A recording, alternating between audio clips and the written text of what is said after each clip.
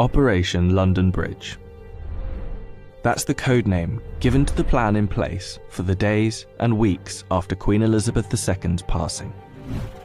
The Queen has been sitting on the royal throne since 1952. That's the longest reign of any monarch in British history.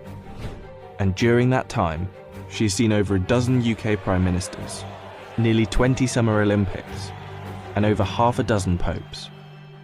The Queen is the cornerstone to the Commonwealth, the patron to almost 600 organisations and charities, and plays a pivotal role in the UK's alliance with many countries.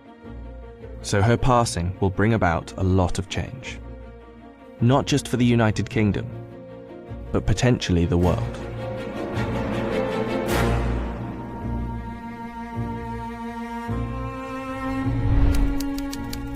Her private secretary, the Right Honourable Edward Young, will immediately pass a message on to the acting Prime Minister at the time. That message will likely read, "London Bridge is down." The Prime Minister will then set Operation London Bridge into action. Within minutes, the 15 governments outside of the UK where the Queen is head of state will be informed over a secure line. And that will be followed by the other 36 Commonwealth nations and leaders around the world.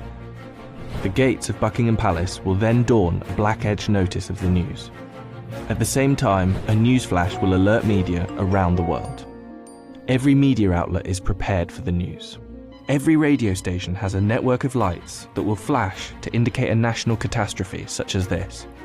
All BBC shows will stop and proceed to run a feed dedicated to the news. Newsreaders will change into the black suits and clothing that is on hand at all times in the news studio, and the traditional red BBC News branding will turn black. Newspapers, TV channels and radio stations have days of coverage ready to go. On the same day as her death, the Queen's eldest son, Charles, will immediately become king.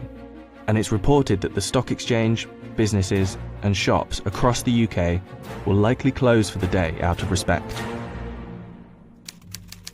The day after the Queen's death, on a live stream, Charles will make his first official speech as king. And the government will swear its allegiance to the sound of a 41-gun salute in Hyde Park, London. After that, King Charles, if this is the name he so chooses, will set off on a UK tour, visiting the leaders of government in the capitals of each country, Edinburgh, Belfast and Cardiff, before returning to London. During this period, TV channels will play the many documentaries already made in the Queen's honour, and the BBC will refrain from playing comedy shows as a sign of respect until after the funeral. 4 days after her death, the Queen's coffin will be led on a military procession from Buckingham Palace to Westminster Hall.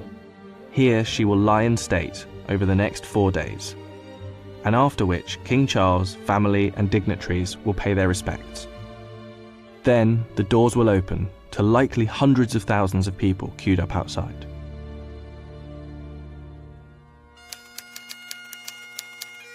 The funeral is estimated to take place 10 to 12 days after the Queen's passing. But one thing is certain, the day of the funeral will be an official bank holiday for the whole of the United Kingdom.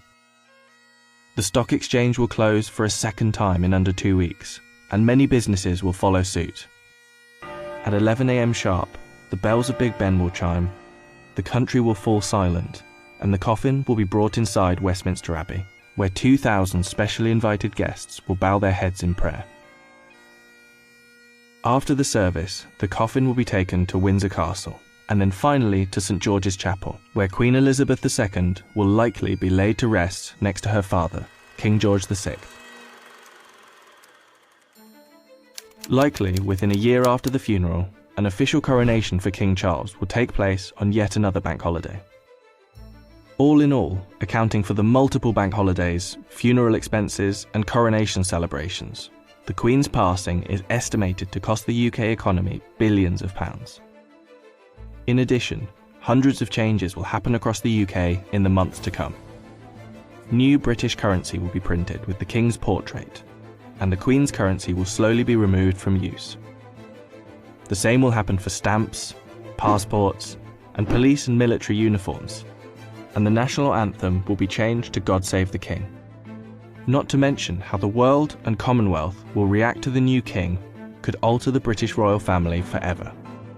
For example, there is growing support in Australia for the country to become a republic, and the Queen's death could heighten that support.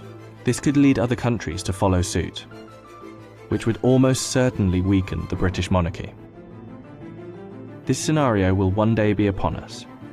Operation London Bridge will be triggered, and arguably the biggest funeral of our lifetime will be witnessed around the world. This will be the end of an era.